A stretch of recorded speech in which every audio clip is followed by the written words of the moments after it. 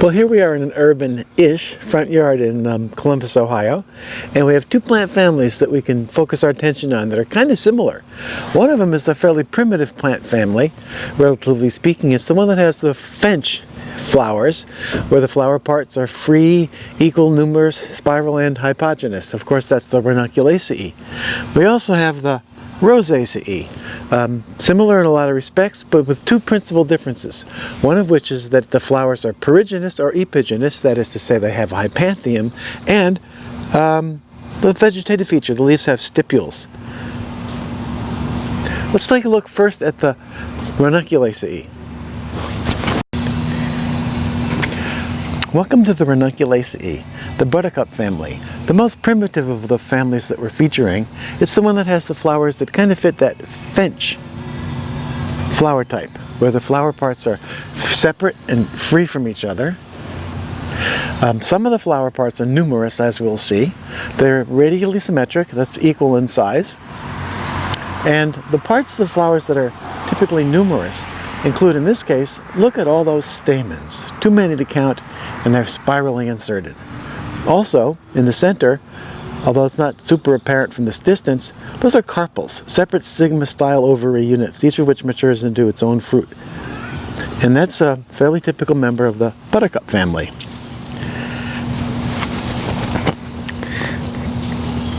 There's also, although it might not be too apparent from this video, I just want to direct your attention to leaves.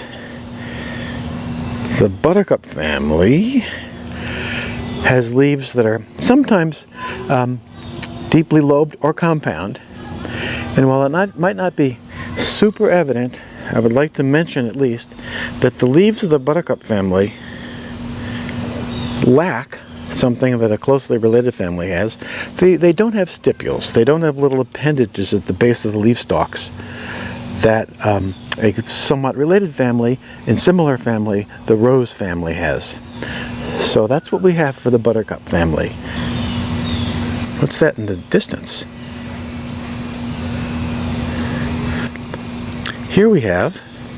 You know what? This is kind of lame just looking at these plants in the garden. Let's go to the fen, where this shrubby cinquefoil actually occurs naturally.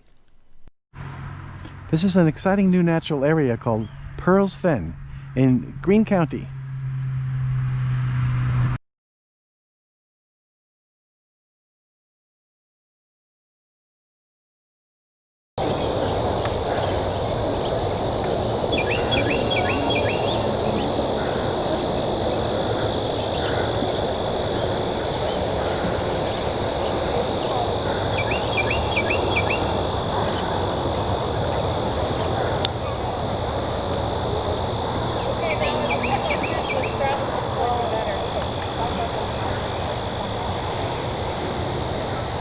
So here we are at the new nature center called Pearl's Fen in Clark County, and a lot of beautiful things flowering, a lot of yellow flowers it seems, one of which is a member of one of our premium plant families, the rose family, Rosaceae.